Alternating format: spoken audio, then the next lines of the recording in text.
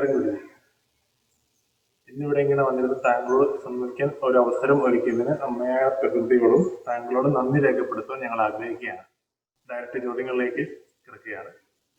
ആ ഒരു അഘോരി പരമ്പരയിൽപ്പെട്ട രോഗിയാണല്ലോ. പൊതുസമൂഹത്തിന് അറിയുവാൻ ഏറ്റവും താല്പര്യമുള്ള ഒരു ടോപ്പിക്കാണ് അഘോരികളെന്ന്. അതുകൊണ്ട് അതിൽ നിന്ന് തന്നെ ചോദ്യം ആരംഭിക്കുക എന്ന് വിചാരിക്കും. എന്താണ് അല്ലെങ്കിൽ ആരാണ് അഘോരികൾ?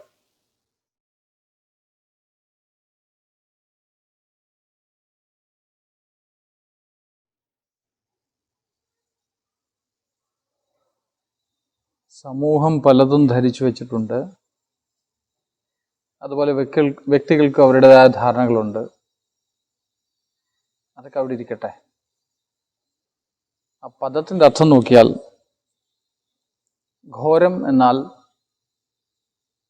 ഭയം ജനിപ്പിക്കുന്നത്, ഭയങ്കുരം, ഭയത്തെ അങ്കുരിപ്പിക്കുന്നത് പറയാം. അതിന് വിപരീതമാണ് അഘോരം. സൗമ്യം, സ്വാഭാവികം, ഇതൊക്കെയാണ് എൻ്റെ അർത്ഥം. പിന്നെ പരമ്പര, ഗുരുവിൽ നിന്ന് കിട്ടുന്നതല്ലേ പരമ്പര. എല്ലാവരും ഒരുപോലെ തന്നെ വരണമെന്നാണോ? സമൂഹം എന്തൊക്കെ ധരിച്ചു വെച്ചിരിക്കണോ? എൻ്റെ അച്ഛൻ്റെ പ്രൊഫഷൻ തന്നെ അല്ലല്ലോ ഞാൻ സെലക്ട് ചെയ്യാറുള്ളത്. പലപ്പോഴും ചിലപ്പോൾ അത് കണ്ടിന്യൂ ചെയ്ത് വരാറുണ്ടെങ്കിലും പലപ്പോഴും മക്കൾ വിട്ടുമാറിയില്ലേ വരാറ്. എൻ്റെ ഗുരു ഒരു നാഗായാണ്. അപ്പം ഞാനെങ്ങനെ അഘോരിയാന്ന് ചോദിക്കാം. പദത്തിൻ്റെ അർത്ഥം എടുത്താൽ മതി. മറ്റു പലതും വിശദീകരിക്കുന്നതിൻ്റെ അപ്പുറമാണ്. വിശദീകരിക്കാൻ ബുദ്ധിമുട്ടാണ്. കാരണം അതിന് വളരെ സമയമെടുത്ത് പല പല കാര്യങ്ങളും പറഞ്ഞു തരേണ്ടി വരും. ഒരു പക്ഷേ അതിൻ്റെ ഒപ്പം ജീവിച്ചാൽ മാത്രമേ അത് മനസ്സിലാവുകയുള്ളൂ. അതുകൊണ്ട് തന്നെ സമൂഹത്തെ ബോധ്യപ്പെടുത്താനൊന്നും എനിക്ക് സാധിക്കുമെന്ന് തോന്നുന്നില്ല. എനിക്കിങ്ങനെയൊക്കെ പറയാൻ അറിയൂ. അഘോരികളെ പറ്റി ഭയമുളവാക്കുന്ന ധാരാളം ധാരണകൾ പൊതുസമൂഹത്തിലുണ്ട്. മനുഷ്യമാംസം ഭക്ഷിക്കുന്നവരാണെന്നോ സദാ കഞ്ചാവ് വലിച്ച് ഉന്മാദത്തിൽ നടക്കുന്നവരാണെന്നോ ഒക്കെയുള്ള ധാരണകളാണ്. ഇതിലെ വാസ്തവം എന്താണ്?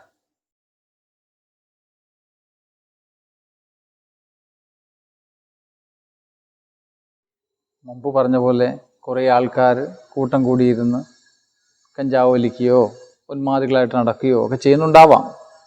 അങ്ങനെ തന്നെ ഉണ്ട് എന്ന് ധരിക്കാം.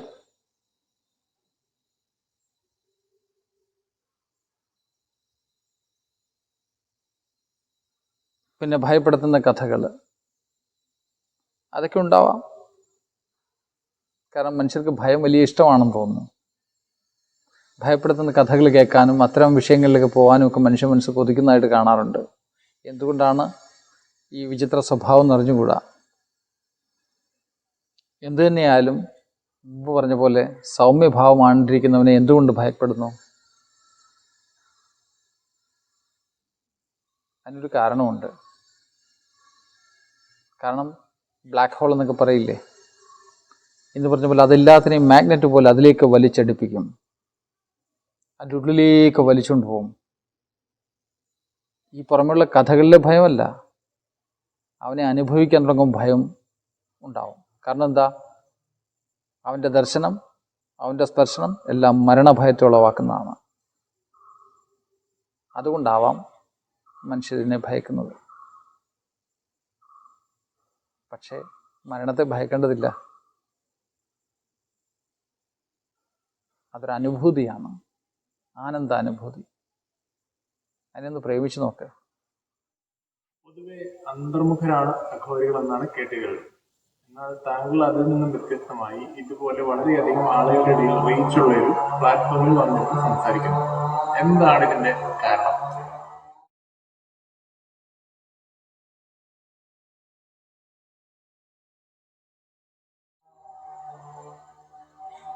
അത് സത്യമാണ്. അഘോരികളെല്ലാം, അധ്യാത്മവൃത്തിയിൽ പോകുന്നവരെല്ലാം അന്തർമുഖരായിരിക്കും. പക്ഷെ അന്തർമുഖത്വം ഈ വിഷയത്തിൽ വരുമ്പോൾ 3 വസ്ത്രം പൊതുവിൽ അഘോരികൾ ഉടുക്കാറുണ്ട്. ഒന്ന് വെളുത്ത വസ്ത്രം, സത്വഗുണപ്രധാനരായവർ. അവർ ജ്ഞാനപ്രധാനരായിരിക്കും. ജ്ഞാനകുണ്ടലിനി സാധനയായിരിക്കും പൊതുവിൽ അവരുടെ സാധനാവിധികൾ. ഒന്ന് കറുത്ത കൊടുത്തവർ, അവരെ പൊതുവിൽ കണ്ടുമുട്ടാൻ ബുദ്ധിമുട്ടാണ്. ഗുഹകളുടെ അന്തർഭാഗത്തും വനാന്തരങ്ങളിലുമൊക്കെ ആയിരിക്കാം, കാണാൻ അല്പം ബുദ്ധിമുട്ടും.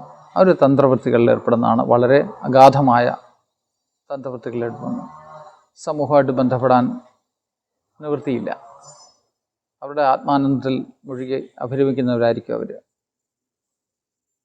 മറ്റൊന്ന് ചുവപ്പെടുത്തവർ, അതും വളരെ അപൂർവം തന്നെയാണ്. കർമ്മസന്യാസമാണ്. വെളുത്ത വസ്ത്രം എടുത്തവരെങ്കിൽ കർമ്മയോഗമാണ് ചുവപ്പെടുത്തവരുടെ ധർമ്മം. ആ ധർമ്മം പാലിക്കാൻ വേണ്ടി വന്നിരിക്കുന്നു മാത്രമേ ഉള്ളൂ. ഗുരുവിൻ്റെ ആദേശം സമൂഹത്തിനൊപ്പം പ്രവർത്തിക്കുക, സമൂഹത്തിൽ നിൽക്കുക. പക്ഷേ ഞാനൊരു സാമൂഹ്യ ജീവിയല്ല, ഇപ്പോഴും അന്തർമുഖം തന്നെയാണ്. പക്ഷെ സമൂഹമായിട്ട് ബന്ധപ്പെടുമ്പോൾ സംസാരിക്കാതിരിക്കാൻ നിവൃത്തിയില്ലല്ലോ, അതുകൊണ്ട് മാത്രം. അല്ലെങ്കിൽ ആ ഗുരുയുടെ സ്വരൂപം തന്നെ മൗനഘനമാർന്ന സ്വരൂപമാണ്. മൗനമാണ് അവൻ്റെ ഭാഷ. ഹരി ഓം. ആർട്ടിഫിഷ്യൽ ഇന്റലിജൻസും സയന്റിഫിക് തിങ്കിങ്ങും ക്രിട്ടിക്കൽ തിങ്കിങ്ങും ഒക്കെ നിറഞ്ഞു നിൽക്കുന്ന ഈ ഫാസ്റ്റ് പേസ്ഡ് ആയിട്ടുള്ള ലോകത്തിൽ താങ്കളിൽ പോലെയുള്ള ഒരാൾക്ക് എന്താണ് പറയാനുള്ളത്?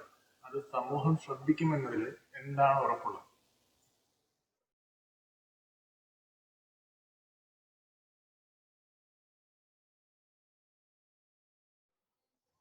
എനിക്ക് സമൂഹത്തോടൊന്നും പറയാനില്ല. പ്രത്യേകിച്ച് ഞാനൊരു സാമൂഹ്യ ജീവിയേ അല്ല. ആർട്ടിഫിഷ്യൽ ഇൻ്റലിജൻസും പുതിയ അഡ്വാൻസ് ടെക്നോളജിയും ഇതിനെപ്പറ്റിയൊക്കെ നമ്മളും അവെയറൊക്കെ തന്നെയാണ്. നമ്മൾ ഈ സമൂഹത്തിൻ്റെ ഇടയിലൊക്കെ കൂടെയാണ് കടന്നു പോകുന്നതെങ്കിൽ നമ്മൾ സാമൂഹ്യ ജീവിയല്ല. വിഷയങ്ങളെപ്പറ്റിയൊക്കെ അറിയുന്നുണ്ട്. പക്ഷേ നമ്മളെക്കൊണ്ട് എന്താണ് സമൂഹത്തിന് പ്രയോജനം ചോദിച്ചാൽ ഒരു പ്രയോജനവും ഇല്ല. ഇതാ സത്യം. സാധകർക്ക് സന്യാസിയെ കൊണ്ടോ സന്തിനെ കൊണ്ടോ പ്രയോജനമുള്ളൂ, അല്ലാത്തവർക്ക് എന്താ ആവശ്യം? സാധകനാണോ? ആത്മാനന്ദം അനുഭവിക്കണോ? സന്തോഷമായിട്ടിരിക്കണോ? ആ സന്തോഷത്തിൻ്റെ അറിവുകൾ നേടണോ? എനിക്ക് നമ്മെക്കൊണ്ട് പ്രയോജനമുണ്ട്, അല്ലാത്തവർക്ക് എന്ത് പ്രയോജനം? പൊതുവിൽ സമൂഹത്തിന്, ഒരു ഗ്രൂപ്പിന്, അല്ലെ ഒരു റിലീജിയസ് ഗ്രൂപ്പിന് ഒന്നും നമ്മെക്കൊണ്ട് പ്രയോജനമില്ല. നമ്മൾ അവരുമായിട്ടൊന്നും ബന്ധപ്പെടുന്ന ആളുമല്ല. നമ്മളൊഴിഞ്ഞ് നമ്മുടേതായ ലോകത്ത് സ്വസ്ഥമായിട്ട് ജീവിക്കുകയാണ്. നമ്മളെ പ്രയോജനപ്പെടുത്താൻ ഉതകുന്നവർ സാധകർക്ക് മാത്രം. അവർക്ക് മാത്രമേ നമ്മളെക്കൊണ്ട് ഗുണമുള്ളൂ. അതൊരു സമൂഹമായിട്ടോ ഒരു ഗ്രൂപ്പായിട്ടോ ഒന്നുമല്ല. ഓരോ ഇൻഡിവിജ്വലിനും, ഓരോ വ്യക്തിക്കും ആ അവസ്ഥയിലേക്ക് കിടക്കണം എന്ന് ആഗ്രഹമുണ്ടെങ്കിൽ മാത്രം ഒറ്റയ്ക്ക് ഈ വഴി നടക്കാൻ പറ്റും. ഇതൊരു ഹൈവേ ആണ്, പക്ഷെ ഒറ്റയ്ക്ക് നടക്കണം. എനിക്ക് കൈ പിടിച്ച് കൂടെ നടക്കാൻ ഒരാളുടെ ആവശ്യമുണ്ട്, ഒരു ഗൈഡിൻ്റെ ആവശ്യമുണ്ട്. ആ ഗൈഡായിട്ട് ഒരു പക്ഷേ നമ്മളെ പ്രയോജനപ്പെട്ടേക്കാം, അല്ലാതെ സമൂഹത്തിന് നമ്മെക്കൊണ്ട് മറ്റൊരു പ്രയോജനം ഉണ്ടെന്ന് തോന്നുന്നില്ല.